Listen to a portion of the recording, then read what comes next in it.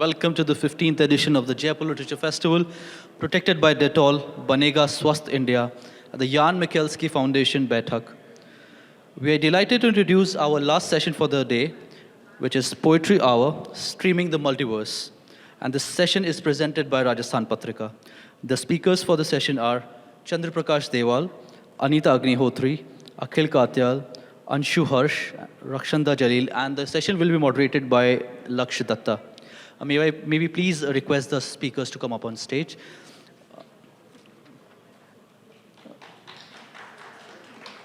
Please welcome on stage Mr. Laksh Datta, who is a writer and a podcast producer.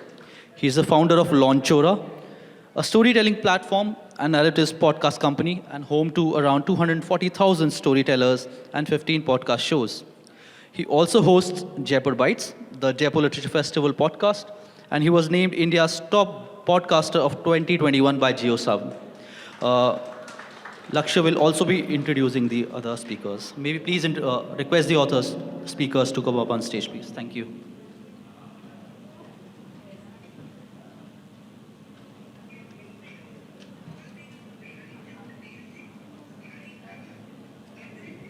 Good evening. Everyone can hear me? Yeah? Hi. Chandra Prakash ji. Can we find Chandra Prakash ji, please? Arya. Yeah, great.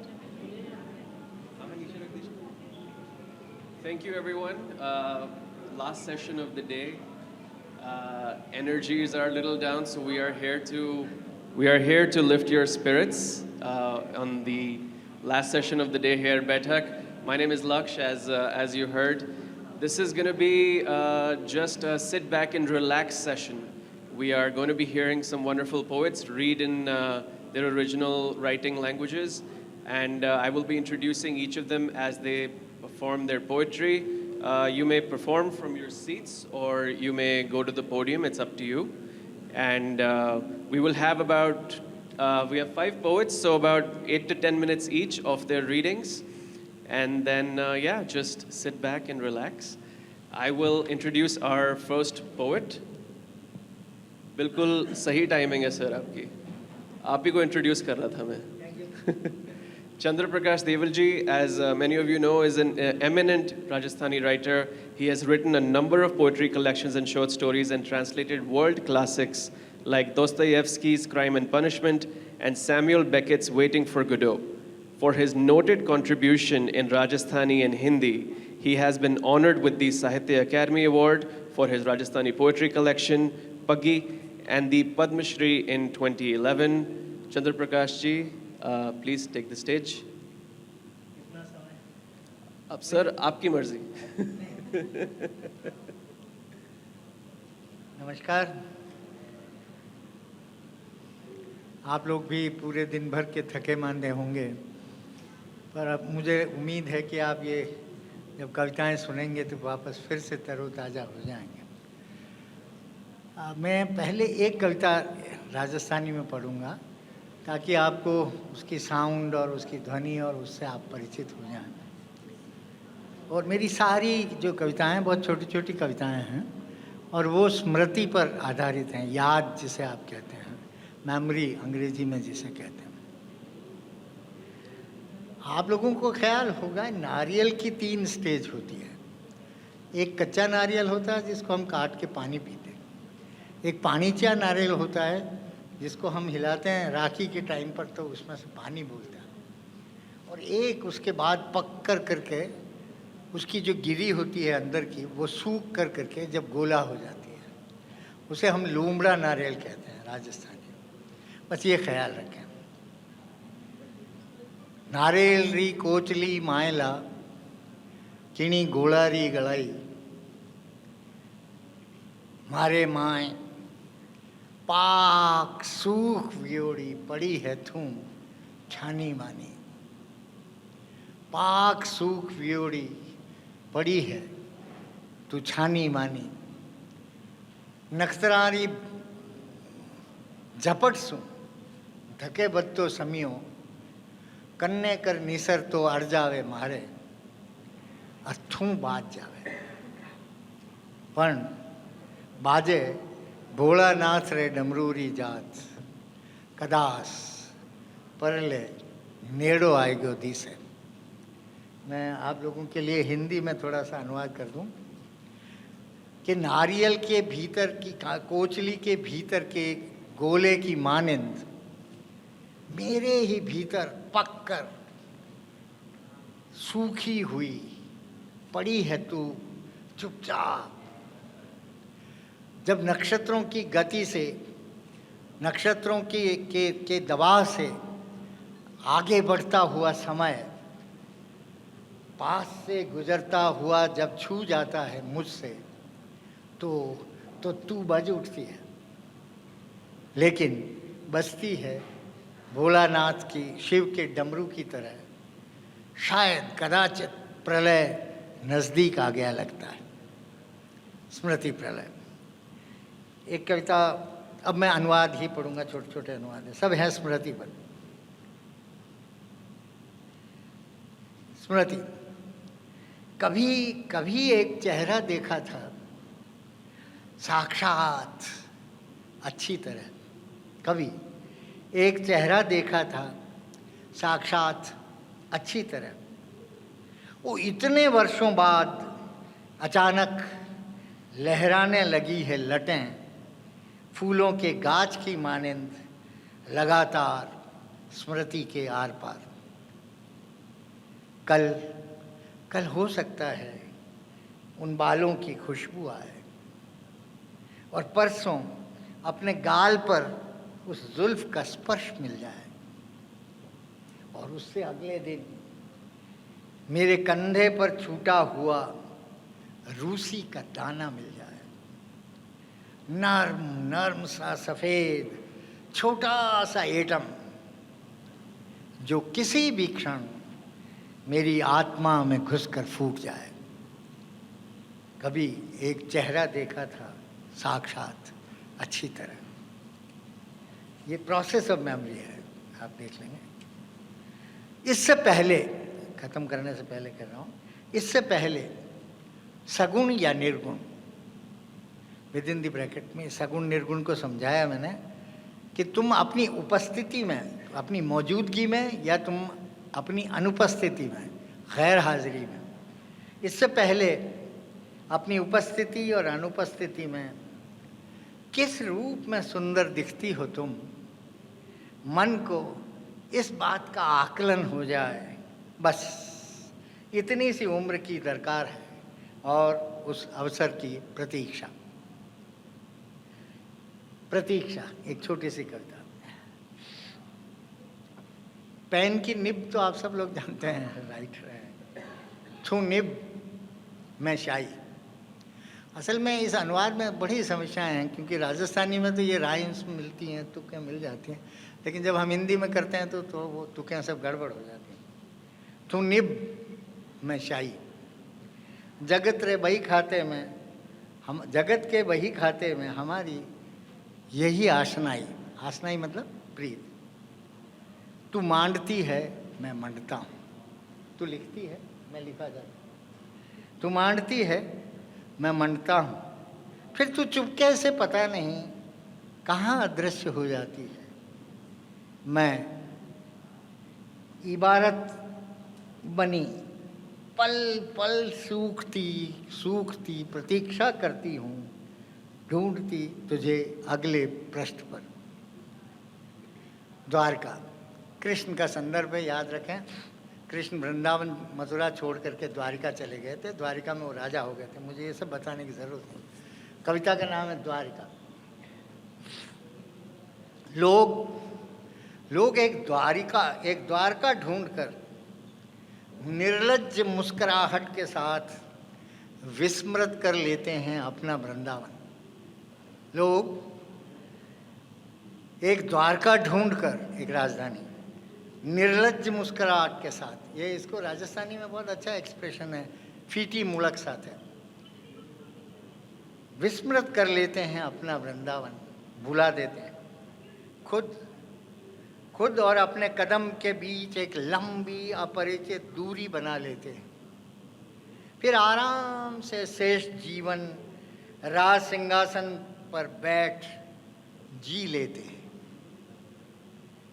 ऐसा उन्हें क्या नजर आता है वहाँ? द्वारका तो खुद लेने को आतुर है जल समाधि, अपने सारे ठाट बाट के साथ।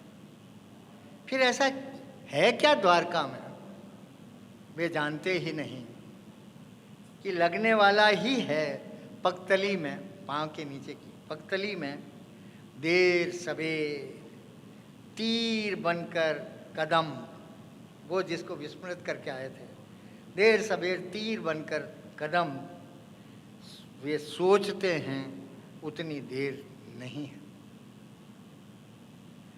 फिर एक स्मृति पर देखें, तू रोली, रोली समझते हैं आप? कुमकुम जिसका तिलक किया जाता है। तू रोली, मैं अक्षत, नसीब पर तिलक बिना मिलने की भी सांसत। ये ललाट को हम नसीब भी कहते हैं और तिलक यहीं पर होता है। और पहले हम कुमकुम से तिलक करते हैं, उस पर एक चावल लगाते हैं। तू रोली मतलब तू कुमकुम, मैं अक्षत, और नसीब पर तिलक बिना मिलने की भी सांसत। तेरे सूखने भर में मैं झड़ता हूँ, तू सूखे मैं खिरा। तेरे सूखने भर में मैं झड़ता हूँ, प्रीत की बस इतनी ही उम्र लिखी होती है नसीब में, इसे सहता हूँ।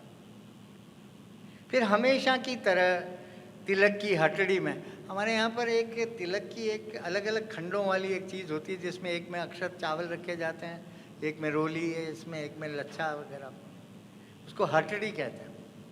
फिर हमेशा की तरह तिलक की हटड़ी में अलग अलग पड़े अपने अपने खाने में, कितने नज़दीक आप कल्पना करिए, यह जो बिछो है उसके बीच में एक बहुत पतली सी मेटल की एक दीवार है।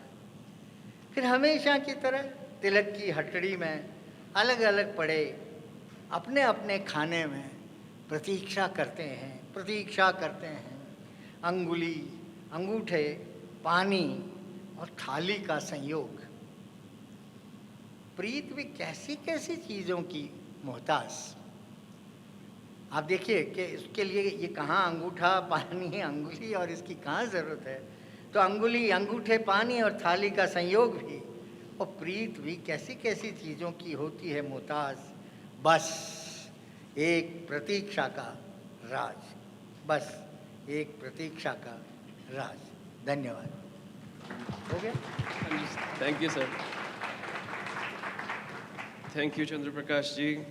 Our next poet is Anita ji.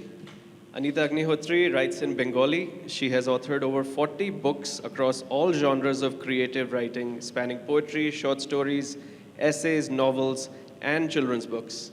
Agnihotri has translated into many Indian languages, has been translated, including English and also in German and Swedish. She has received several literary awards, including Crossword Economist Award for her collection of short stories, 17. Anita ji, please take the stage.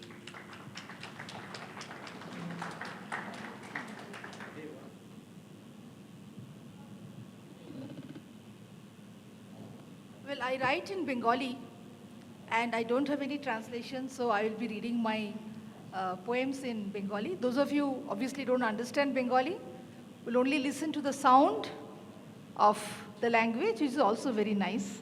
I started my life as a child poet, so to say, and started writing prose, short stories only, maybe 35 years ago or something. So poetry has been my first kind of bonding with language. So I have got with me two of my books. This book, is tiny book, is called Malim Harbor. Malim Harbor is a small harbor in Goa. I don't know why it is named, but maybe the name struck me. So it has become the name of my collection of poetry. And I will read from a series of Onu Kobita, as we call in Bengali, molecular poetry, short poems, some of them, and then 2 poems from my new book. Onu Kobita. আমি কি তোমার মতো দিগন্তে উধাও ধানক্ষেত কখনো দেখেছি? দেখেছি শীতার্ত নখ, ছেঁড়া চটি, অদৃশ্য রাস্তায় যাচ্ছে রক্তাক্ত জীবনচিহ্ন ফেলে কুঠার হিংসার দেশে আমি এক নিরস্ত্র সৈনিক। 2 মা কি জেগে আছেন? দেবী নন, সামান্য মানবী, গরম ছাইয়ের মধ্যে কয়েকটি হাড়, কশেরুকা, টিবিয়া, পাঁজর, 8 দশকের পূর্ণ জীবনের দগ্ধাবশেষ। মার বড় ঘুম পায় আগুন পেরিয়ে ঘাটে এসে।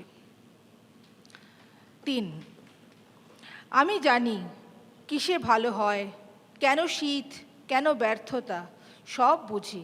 আমি কিছু সারাতে জানি না, আমি কিছু বানাতে পারি না ভালো করে। বাঁশের খুঁটিতে হাঁড়ি মাথা, শস্য খেতে সারা রাত জাগি। 13 অসংখ্য মৃত্যুর মধ্যে থেকে তোমার মৃত্যুকে তুলে আনি। বুকের নিষ্পাপ তাপে, যত্নে, রোদে, জীর্ণ পোশাকের স্নেহে তাকে দিই যৌবনের মায়া। শৈশবের ভূষকালি টিপ, নজর কাটানো সর্ষে পোড়া, দেওয়ালে টাঙানো খুব চিরন্তন তোমার মৃত্যুকে আমি কোলে কোলে উত্তাপে রাখি। কি চাও আমার, কি চাও তোমার সমস্ত পরমায়ু, আর আমি ফিরে যাও জন্মের আগুনে। খামারের শেষে আছে ঊষর পাহাড়, স্বপ্নে সে দেখে ধান ঝাড়াই মাড়াই আর বধূদের রাঙা পায়ে এলানো শস্যের অহংকার। And the 2 more poems, each of 2 lines. অন্ধকার সমুদ্রের উপর দুরন্ত যান্ত্রিক অভিমানে বিশাল আকাশ পথ ঝরে পড়ে নিঃশব্দ বকুল।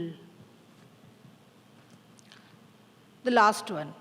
তারা খসে যেতে যেতে দেখলো তুমুল কোলাহলে সন্ধ্যার পৃথিবী ছুটে উঠে আসছে তাকে লক্ষ্য করে। So these are the short poems, and this book came out as a result of my very, very troubled, depressing writing during the lockdown. And the book is called, it is a beautiful cover, Batash Shada Poshaker Pulish. That is Wind, the plain clothes policeman. So I'll just read 2 poems from here. বাতাস সাদা পোশাকের police, যেখানেই থাকি সে জেনে যাবেই আর তুলে নিয়ে চলে যাবে লকআপের ভিতর। বিজন সেই অন্ধ কুঠুরিতে গুঁড়ি মেরে বসে আছে জলপাই পোশাক, আরও আরও বাতাস, তারা নিঃশব্দে আছড়ে পড়বে আমার শরীরে। আমি জানি না, জানি না, কিছু জানি না বলতে বলতে অজ্ঞান হয়ে যাব। হা হা করে হাসতে হাসতে হাওয়া আমাকে নামিয়ে দিয়ে যাবে গলির মুখে। সকালে ময়লার গাড়ি আসার আগে তুমি আলু থালু দৌড়ে আসবে। আহা, কে মারলো গো আমাদের সাদা বিড়ালটাকে। The last one from this book is called Monorama Di. মনোবেদনাকে আমি চিনি, যেমন করে চিনে গেছি মনোরমাদির হাতের খিলি পান। সাদা, একটু কর্পূর আর বড় এলাচের গদ্ধ হাতে নিয়ে বুঝতে পারি দমচাপা একটা কান্না আমার মধ্যে মাথা নিচু করে বসেছিল এতদিন। মনোরমাদির 3টে ছাপা শাড়ি, 1 ডজন সবুজ কাঁচের চুড়ি যা সে কখনো পরবে না, আর একটা কাজল লতা, তার জন খাটতে চলে যাওয়া ছেলের। এই সবই চিনেছি বহু দেহ রঙ্গে। ভাত ঘুম থেকে উঠে সে যখন পা টিপে টিপে আসে লেখার টেবিলের কাছে, আপনাকে একটা পান দিই বলে, আমি বুঝে যাই অরণ্যের ভিতর কেঁদে চলেছে একা একটা ঝাপুস গাছ। নমস্কার। Thank you, Anita ji. Our next poet is to my left, Akhil Katyal is a Delhi-based writer and translator who has authored Like Blood on the Bitten Tongue, Delhi Poems, and How Many Countries Does the Indus Cross? He has also translated Ravish Kumar's book of prose poems, Ishq Mein Sheher Hona.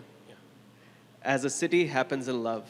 Akhil was the International Writing Fellow at the University of Iowa in fall 2016 and was awarded the Vijay Nambisan Poetry Fellowship for the year 2021. Akhil, the stage is yours. Thank you so much. मैं एक प्रेम कविता से शुरू करूँगा। हमारे बीच रात रानी की लड़ियाँ, कच्चे सोने की चादर, रस भरी की खटास, कांच का जंगला।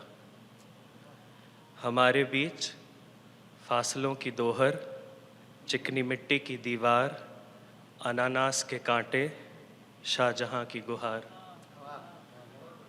हमारे बीच कुछ नहीं का पानी, अमृता की आस, बिजली का दस्तक, गिनती की बात। हमारे बीच आखिर की रात, जमुना की कालिक, तिल की सीढ़ी, उल का पात।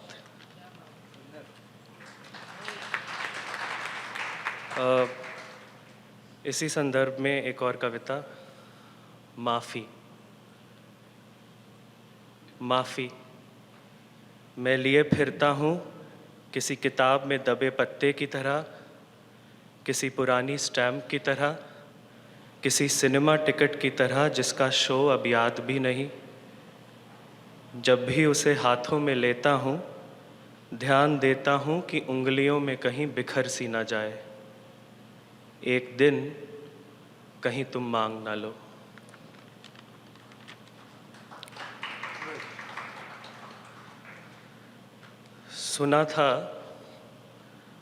सुना था रुमाल में छोटी सी गांठ बांध लो तो चीज़ें याद रहती हैं।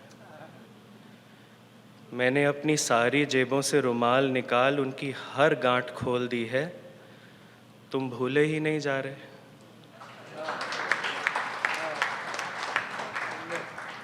और इस याद करने और भूलने पर ही 3 पंक्तियाँ। तुम याद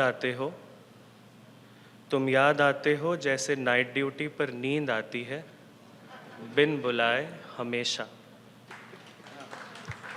इसी प्रसंग में जॉयस कैरल ओट्स की एक कविता है द मर्सी, उसका हिंदी अनुवाद आपके सामने पेश कर रहा हूँ। कविता का नाम है रहम। कितना कुछ निर्भर है कितना कुछ भूलने पर, कितना कुछ निर्भर है कितना कुछ भूलने पर, क्योंकि हमारी पहली ख्वाहिशें हमें कभी छोड़कर नहीं जाती, क्योंकि हमारी पहली ख्वाहिशें हमें कभी छोड़कर नहीं जाती। वो चोट जो याद मिटा दे, रहम का दूसरा नाम है।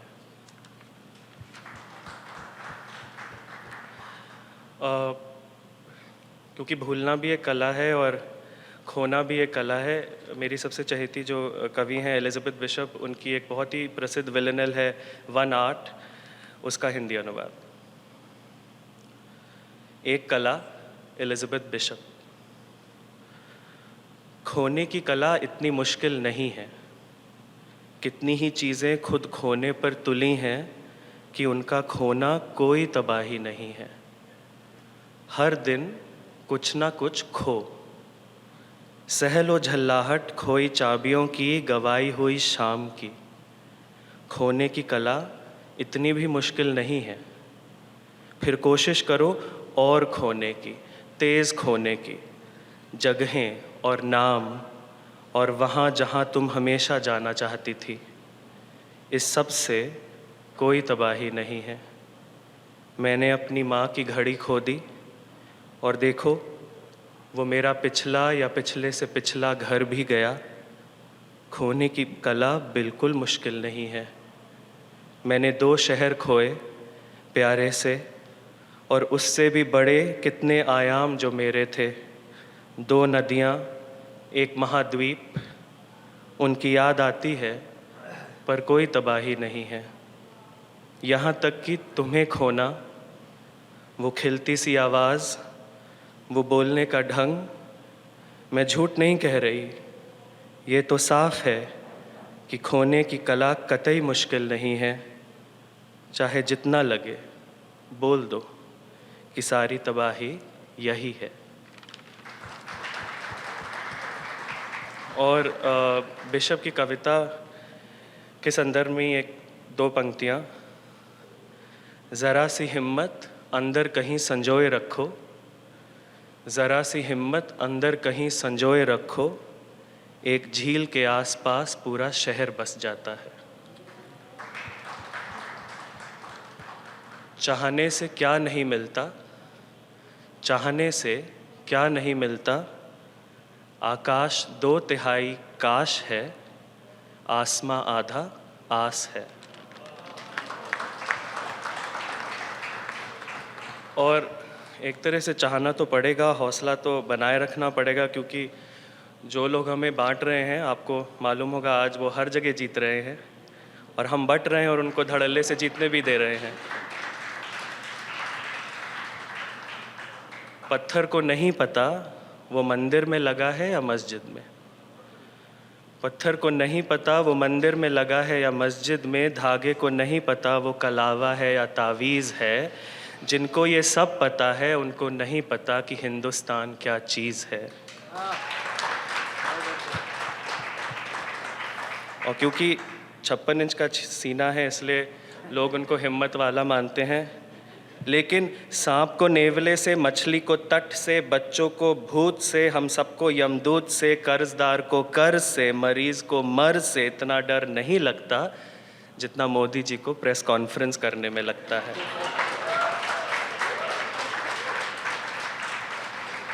वो चीज़ें जो गायब हैं, कविता का शीर्षक है वो चीज़ें जो गायब हैं।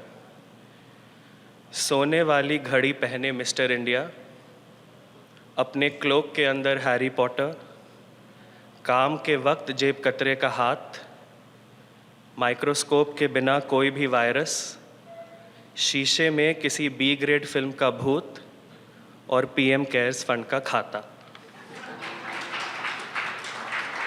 और जिन्होंने पीएम केयर्स फंड का खाता कभी नहीं दिखाया, वो कुछ साल पहले लोगों से उनके कागजात मांग रहे थे। कागजात खो जाते हैं, नहीं मिलते हैं, कभी दीमक लग जाती है, कभी लिखाई धुंधली पड़ जाती है, कभी रहस्यमयी हालात में सरकारी दफ्तरों में जल जाते हैं, नहीं हो तो रिश्वत से बन जाते हैं, कभी उन पर नाम गलत, कभी उम्र, कभी लिंग तो कभी गांव, बार बार मंगाए जाते हैं, वैध अवैध बताए जाते हैं, कभी फाइलों में दब कर दम तोड़ देते हैं, जान लेते हैं, और वो कहते हैं कागजात पहचान देते हैं। और आखिरी कविता मेरे अपने लोगों पर है। सरकारी सम्मेलन वाले कवियों की कविता के भीतर, कविता का शीर्षक है। सरकारी सम्मेलन वाले कवियों की कविता के भीतर प्रेम का प्रसंग है, गगन है, पतंग है, शादी करने वालों पर ढेर सारा व्यंग है, वीर रस की भरमार है और भयंकर रोष है, हाउस द जोश है, वादों का करना है, तोड़ना है, माशूक को बार बार झकझोड़ना है, और विषयों की बात करें तो सबसे ज़्यादा अपनी माँ का गुणगान है, उससे भी ज़्यादा पड़ोसी मुल्क का आह्वान है। सूत्रधार की कविता में तो इठलाती बल खाती एक पूरी गुलाबी फूलों की क्यारी है। इस कविता सम्मेलन के बाहर हो रही नरसंहार की तैयारी है। बहुत बहुत शुक्रिया।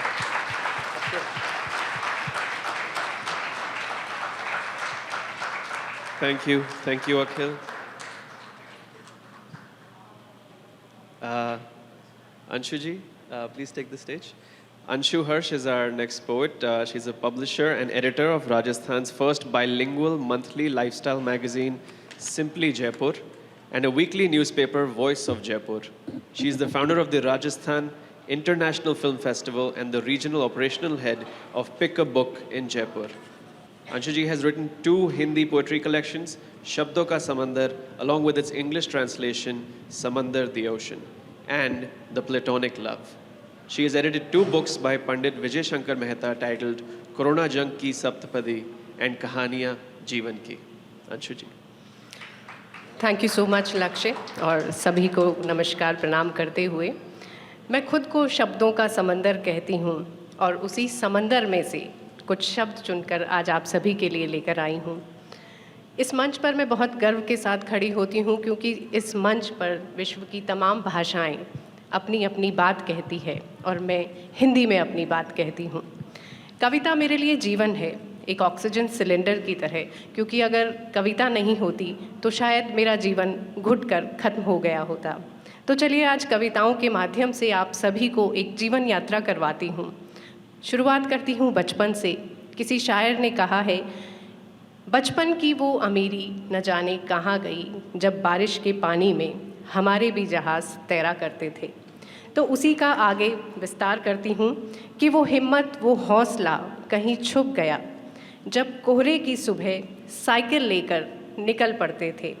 वो मासूमियत अब कहाँ, जब छत पर बैठकर तारे गिना करते थे। कहाँ अब वो बेफिक्री, जब किसी के उदास होने की फ़िक्र भी ना किया करते थे। अब कहाँ है ऐसी हुकूमत, जब रेत के घर बनाकर उन पर नाम लिख दिया करते थे। अब कहाँ है वो जिंदा दिली, जब मिट्टी में पानी मिलाकर खूब कीचड़ से खेला करते थे। अब कहाँ है वो अलबेलापन, जब गुब्बारों के रंग पे अटक जाया करते थे। अब समझदारी, दुनियादारी, वफादारी सभी निभाने में लगे हैं। बचपन की वो नादानी कहाँ गई, जब हम इन सबको समझा भी ना करते थे। जब हम इन सबको समझा भी ना करते थे। जब हम बड़े होने लगते हैं तो बहुत गौर से सुनिएगा, हम बड़े होना नहीं चाहते हैं क्योंकि अंतर्मन में कहीं यही बात रखते हैं कि दिल में एक बच्चे को हमेशा ज़िंदा रखना चाहिए। तो उसी पर एक कविता है कि उम्र बढ़ रही है लेकिन बचपन नहीं जाता, या यूँ कहूँ कि मैं उस बच्चे को भेजना ही नहीं चाहता। भूल जाऊँगा खुद को अगर वो चला गया, नादान हूँ खुद के सिवा कुछ सोचना नहीं चाहता। वो है तो ज़िद है कुछ कर गुज़रने की, वो है तो ज़िद है कुछ कर गुज़रने की। बड़प्पन में समझदारी है, डर है कुछ किया नहीं जाता। दिल के किसी कोने में छुपी है आज भी याद तुम्हारी। गौर से सुनिएगा, आप सभी के दिल के करीब होगी। दिल के किसी कोने में बसी है आज भी याद तुम्हारी। बचपन के उस प्यार को मैं भुलाना नहीं चाहता। बचपन के उस प्यार को मैं भुलाना नहीं चाहता। और जब मोहब्बत दस्तक देती है जीवन में तो एक साथ अंतर्मन में हमारे साथ हर वक्त करवटें बदलता है। तब हम यूँ लिखते हैं कि नींद मेरी ख्वाब तुम्हारे, संगीत मेरा लफ्ज़ तुम्हारे। मैं साज़ हूँ तुम आवाज़ हो, मैं गीत हूँ तुम अंदाज़ हो। मैं बादल हूँ तुम बरसात हो, मैं मन और तुम मचलते जज्बात हो। मैं ज़िंदगी हूँ तुम सांस हो, मैं शायर हूँ तुम अंदाज़ हो। मैं नज़र हूँ तुम अनकही बात हो, मैं दिल हूँ और तुम धड़कन की आवाज़ हो। मैं दिल हूँ और तुम धड़कन की आवाज़ हो। फिर दिल टूटता है तो दो पंक्तियाँ यहाँ भी मुझे याद आती है। हालांकि शिकायत का जो शब्द है वो मेरी डिक्शनरी में कम ही आता है, फिर भी सिर्फ दिल रखने का हुनर होता है, सिर्फ दिल रखने का हुनर होता है। कोई भी शख्स किसी के लिए ज़रूरी नहीं होता, कोई भी शख्स किसी के लिए ज़रूरी नहीं होता। दोस्त हमारे जीवन में होते हैं, हमारे साथ चलते हैं बचपन से लेके बुढ़ापे तक। तो उन सभी दोस्तों को समर्पित एक कविता है कि जब मुझसे मिलो तो वैसे ही मिलना जैसे पहले मिला करते थे। रेत के लड्डू फेंकते हुए मुझे तुम्हारे ब्रांडेड कपड़ों का ख्याल ना करना पड़े। रेत के घरौंदे बनाते हुए तुम्हारे महंगे जूतों की मुझे फ़िक्र ना हो। चाय की चुस्कियों के साथ पार्ले जी का स्वाद तुम्हें भी याद आए। मिलो अगर तारों की छाया में तो वैसे ही बिंदु मिलाना जैसे हम बचपन में मिलाते थे। घटाओं में कभी मिल जाओ तो वही आकार बनाना बादलों के। बारिश की बरसती बूंदों में अगर मिल जाओ तो भीगने से मत डरना, बहा देना जीवन के सारे दर्द उसमें। चांद की चांदनी में अगर कहीं मिल जाओ तो बाहें फैलाकर समेट लेना उस चांदनी को अपने दामन में। सूरज की रोशनी में अगर मिल जाओ तो मैग्नीफाइंग ग्लास से जला देना सारे गिले शिकवे। बचपन में हम सभी ने कुछ कागज़ जलाने की कोशिश की होगी तो उसी का जिक्र मैंने यहाँ किया है कि कभी मिलो मुझसे तो मुझसे मेरे वही दोस्त मिलकर, कभी मिलो मुझसे तो मेरे वही दोस्त बनकर मिलना जिसके साथ से मुझे पूर्णता का एहसास है। पद प्रतिष्ठा को परे कर मिलना मुझसे, क्योंकि उसी से हमारे जीवन में मिठास है, क्योंकि उसी से हमारे जीवन में मिठास है। और अगली कुछ कविताएं जीवन के सबसे खूबसूरत एहसास को यानी प्रेम को मैं समर्पित करती हूँ, जो अलग अलग रूपों में हमारे साथ हमेशा रहता है। एक पंक्ति मैंने लिखी है, मुझे नहीं पता ज़िंदगी का अनुभव है या एक सुनी हुई बात, कि पहला प्यार अधूरा होता है लेकिन पहला प्रेम व्यक्तित्व को हमेशा पूर्णता देता है। तो प्रेम कभी चाहत नहीं रखता कुछ पाने की, प्रेम सिर्फ देना जानता है। प्रेम को नहीं चाहिए चार दीवारें रहने के लिए, वो चाहता है खुला आसमान, झील, नदियाँ, समंदर की गहराई समा जाने के लिए। प्रेम नहीं देता कभी भी दर्द तोड़ देने के लिए, वो जोड़ता है हर टुकड़े को अपने सुनहरे मखमली मन से। प्रेम कभी नहीं कहता कि चला जाऊंगा तुमको छोड़कर, तुम्हें जाना हो तो तुम चले जाना। प्रेम रहता है एक ख्याल बनकर अपने अंदर, बस सुकून देने के लिए। प्रेम कभी मांग नहीं करता कुछ पा जाने की, वो दे जाता है अपनी आखिरी सांस भी मुस्कुराते हुए। वो दे जाता है अपनी आखिरी सांस भी मुस्कुराते हुए। और मेरे लिए प्रेम कायनात का सबसे सुंदर एक रंग है, जिसे बसंत का रंग कहा जाता है। जिसे गीता में श्री कृष्ण ने ये कहा है कि जो ऋतुओं में बसंत है वो मैं हूँ और वो पीला रंग है। तो पीले कपड़ों वाली लड़की, ये शीर्षक है मेरी अगली कविता का। वो मुस्कुराकर हर सुबह का स्वागत करती थी, चाय की जगह वो दूध में पताशा मिला के पिया करती थी। पीले कपड़ों वाली वो लड़की एक अलग अंदाज में जिया करती थी। खामोश सी बातें, गुनगुनाती सौगातें, वो मेरे साथ कभी कभी कुछ बांट लिया करती थी। पीले कपड़े वाली वो लड़की एक निराले अंदाज में जिया करती थी। दिल नहीं दुखाती थी किसी का, मन में राम नाम की अलख जगाने का हौसला रखती थी। पीले कपड़े वाली वो लड़की अपने सूफियाना अंदाज में जिया करती थी। लिखती थी, गाती थी बंद कमरे में वो, लेकिन ज़माने पे छा जाने का हुनर रखती थी। पीले कपड़े वाली वो लड़की अपने अंदर एक ज़माना रखती थी। हर सवाल का जवाब होता था उसकी कहानी में। मेरी हर बात पे वो हंसकर अपनी चमकती हुई आंखों से मुझे देखा करती थी। पीले कपड़े वाली वो लड़की अपनी बातों में सदियां रखती थी। कहना चाहती थी वो बहुत कुछ मुझसे, कभी ऐसा मुझे लगता था। कहती थी तुम नहीं समझोगे मुझे।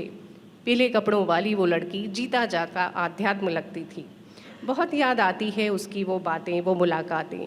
शायद अपनी ज़िंदगी को मेरे करीब रखकर वो देखती थी। और पता नहीं क्यों ऐसा लगता है मुझको कि पीले कपड़े वाली वो लड़की अब मेरी हर सांस में जिया करती है। पीले कपड़ों वाली वो लड़की अब मेरी सांस में जिया करती है। हमारा जीवन हर लम्हा बदल जाता है, तो उसी बदलाव को समर्पित एक कविता। पहले नहीं सोचती थी लेकिन अब हर पल सोचती हूँ तुम्हें। पहले नहीं सोचती थी लेकिन अब हर पल सोचती हूँ तुम्हें। पहले नहीं लिखती थी अब हर पल लिखती हूँ तुम्हें। पहले नहीं था कोई ख्वाब लेकिन अब है मेरी स्वप्निल आँखें। पहले नहीं थी कुछ पाने की खुशी और खोने का गम, लेकिन अब तुम्हें खोने से डरती हूँ मैं। पहले नहीं थी नादानियाँ जीवन में, लेकिन अब बहुत सी नादानियाँ करती हूँ मैं। पहले नहीं डरती थी लेकिन अब डरती हूँ तुमसे भी, क्योंकि थोड़ी सी बदल गई हूँ मैं। क्योंकि थोड़ी सी बदल गई हूँ मैं। और चलते चलते कुछ शब्द जो हैं आखिरी में, तो यही कहना चाहूँगी कि मुझे नहीं पता कि मेरे शब्दों में कितनी ताकत है किसी के दिल को छू जाने की। मुझे नहीं पता मेरे शब्दों में कितनी ताकत है किसी को छू जाने की, लेकिन मैं जानती हूँ कि मेरे शब्दों की ताकत मेरे भाव हैं और मेरे भावनाओं की ताकत उसको भी मैं पहचानती हूँ। मुझे नहीं पता कि ये शब्द मेरे जीवन में मुझे कुछ मुकाम देने में कहाँ तक ले जाएंगे, लेकिन कुछ हासिल हुआ तो उस ऊंचाई से ही आंखें मूंद कर उस रब का शुक्राना अदा कर दूंगी। मेरी प्रेरणा तुम्हें दूर से ही सब कुछ नज़र कर दूंगी। मेरी प्रेरणा तुम्हें दूर से ही सब कुछ नज़र कर दूंगी। बहुत आभार, धन्यवाद। Thank you. Thank you, Anshuji. Our final poet for tonight is Rakshanda ji. Rakshanda ji is a multi-award winning translator, writer, and literary historian. She has published over 25 books and written over 50 academic papers and essays. Some of her books include Liking Progress, Loving Change, a literary history of the progressive writer movement in Urdu, a biography of Urdu feminist writer Dr. Rashid Jahan, A Rebel and Her Claws, and a translation of Intizar Hussein's The Sea Lies Ahead, among others. Rakshanda ji. Thank you. Thank you. There used to be a Hindi film called Bobby, and I'm reminded of this song, Main Shayar To Nahi. So I'm not a poet. In fact, I feel like a cuckoo in this nest. There are very eminent poets on this panel, and I see very eminent poets sitting in the audience. So I'm at best an editor of poetry and an occasional translator of poetry. What I'm going to read today are 4 poems by 4 different women poets in Urdu. I've chosen these 4 also because they've just been published by Vani Prakashan as a set of 4 books. The first is by Zehra Nigam. I've tried to choose the 4 reasonably short ones, and I think one of my criteria was also ones that don't require too much of a context or too many difficult words. But I'm going to break the flow of the poem to occasionally explain a difficult word from Urdu. So this first poem is by Zehra Nigam. It's called Main Bach Gayi Maan. While the context will reveal itself to you, let me just say it's about female feticide. मैं बच गई माँ, मैं बच गई माँ, तेरे कच्चे लहू की मेहंदी मेरे पोर पोर में रच गई माँ, मैं बच गई माँ. घर मेरे नक्श उभर आते, वो फिर भी लहू से भर जाते, मेरी आँखें रोशन हो जाती तो तेज़ाब का सुरमा लग जाता, सट्टे वट्टे में बट जाती. Satta Vatta refers to the practice of marrying one brother and sister to another brother and sister. And so if one suffers, then the revenge is extracted from the other. Satte vatte mein bat jati, bekari mein kaam aati. Bekari refers to the karo kara practice of killing female girl children. Bekari mein kaam aa jati, har ख्वाब अधूरा रह जाता. मेरा कद जो थोड़ा सा बढ़ता, मेरे बाप का कद छोटा पड़ता. मेरी चुनरी सर से ढलक जाती, मेरे भाई की पगड़ी गिर जाती. तेरी लोरी सुनने से पहले अपनी नींद में सो गई माँ, अनजान नगर से आई थी, अनजान नगर में खो गई माँ, मैं बच गई माँ, मैं बच गई माँ.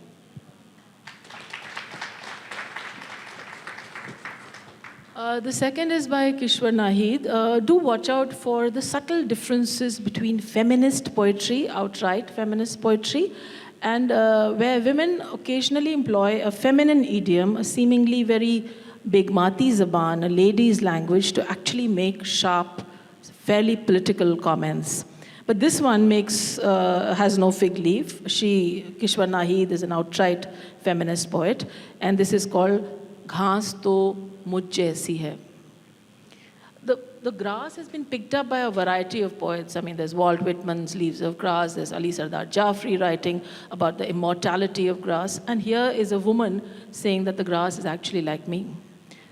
घास भी मुझ जैसी है, पाँव तले बिछकर ही जिंदगी की मुराद पाती है, मगर ये भीग कर किस बात की गवाही बनती है, शर्मसारी की, आँच की, कि जज्बे की हिद्दत की. घास भी मुझ जैसी है. ज़रा सा उठाने के काबिल हो तो काटने वाली मशीन उसे मखमल बनाने का सौदा लिए हमवार करती रहती है. हमवार यानी समतल करती रहती है. The machine comes to just level it. औरत को भी हमवार करने के लिए तुम कैसे कैसे जतन करते हो.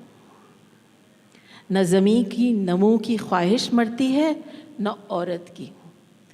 मेरी मानो तो वही पगडंडी बनाने का ख्याल दुरुस्त था जो हौसलों की शिकस्तों की आँच न सह सके। वो पैबंदे ज़मीं होकर यूं ही ज़ोर आवारों की तरह रास्ते बनाते रहें, मगर वो परे का हैं। परे का is a little complicated word. It means tinke. I mean, it's a longer word for a very small word, which is tinke, twigs. मगर वो परे का हैं, घास नहीं, घास तो मुझ जैसी है।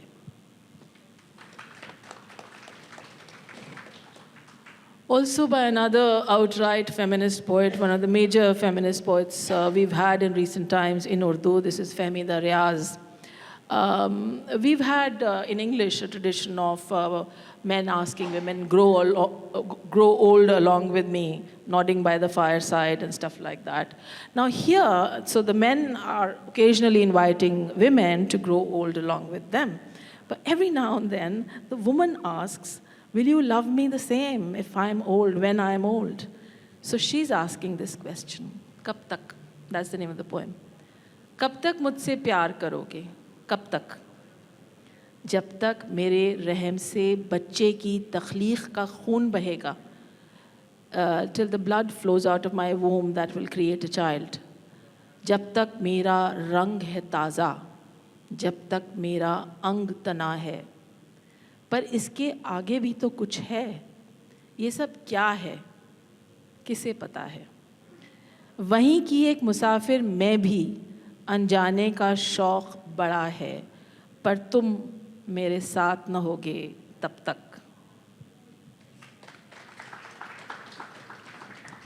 The three poems I read to you are what in Urdu are called nazms. As you might know, while there is the Geet, the Lori, various other genres, but broadly speaking, Urdu poetry can be neatly divided. I mean, there is rubai, there's many other things, but broadly speaking, there is the nazm, which is a poem. It can be in free verse or it can have an internal rhyme, and there is the ghazal. The most distinctive thing about the ghazal is that it's a set of shairs. Each shair has two lines called a misra. So two misras make one shair, and a ghazal can have 8, 10, 12, 16, any number of shair that the poet chooses. So it is not just written differently, it is recited differently. I'm afraid I don't have the skills to do a dramatic reading or to even sing it aloud. I shall try my best, but I think you can hear the way the syntax is employed in a ghazal and the way it was earlier employed in the nazms I read for you. So this is Parveen Shakir, by no means a feminist poet. What she's considered a romantic poet. Nevertheless, she is somebody who every now and then couches a very sharp comment in a seemingly feminine, gentle, a very polite, very soft poem. So here, and remember, I might have to occasionally repeat the first line of the shair because this is the time-honored, stylized way of reading a ghazal. टूटी है मेरी नींद मगर तुमको इससे क्या? टूटी है मेरी नींद मगर तुमको इससे क्या? बजते रहे हवाओं में दर, तुमको इससे क्या? तुम मौज मौज मिस्ले सबा घूमते रहे, तुम मौज मौज मिस्ले सबा घूमते रहे. You wandered hither and thither like the breeze. Cut जाए मेरी सोच के पर तुमको इससे क्या? The wings with which I think, if they are chopped off, how does it matter to you? औरों का हाथ थामो उन्हें रास्ता दिखाओ, औरों का हाथ थामो उन्हें रास्ता दिखाओ, मैं भूल जाऊं अपना ही घर, तुमको इससे क्या? It hasn't ended. अब्रे गुरेज पाको बरसने से क्या गरज, अब्रे गुरेज पाको बरसने से क्या गरज. You know, there are all kinds of clouds. There are the rain-bearing clouds, and then there are other clouds that sort of wander here and there. They don't always shed their rain. So she's referring to that. अब्रे गुरेज पाको बरसने से क्या गरज, सीपों में बन न पाए गुहर, तुमको इससे क्या? So what if the pearl is not formed? So this is somewhere about male privilege also. ले जाएं मुझको माल गनीमत के साथ अदू, ले जाएं मुझको माल गनीमत के साथ अदू. It refers to the spoils of war. Women were one of the spoils of war, and like other kinds of wealth, the women too were herded off by the victors. तुमने तो डाल दिए हैं सिपर, तुमको इससे क्या? And then the last sher. The last sher is called the Hasil-e-Ghazal sher. The Hasil-e-Ghazal sher is where the real punch somehow lies. तुमने तो थक के दश्त में खेमे लगा दिए. You gave up on the journey and you just put up your tents anywhere in the wilderness, in the barren lands. तुमने तो थक के दश्त में खेमे लगा दिए, तन्हा कटे किसी का सफ़र, तुमको इससे क्या?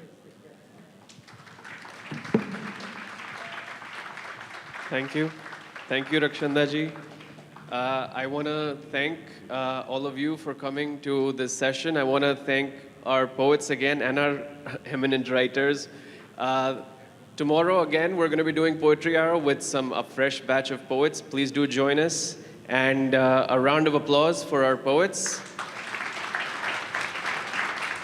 And please keep the applause going for the Baithak team and all the volunteers who've been running this place all day. Thank you. Thank you.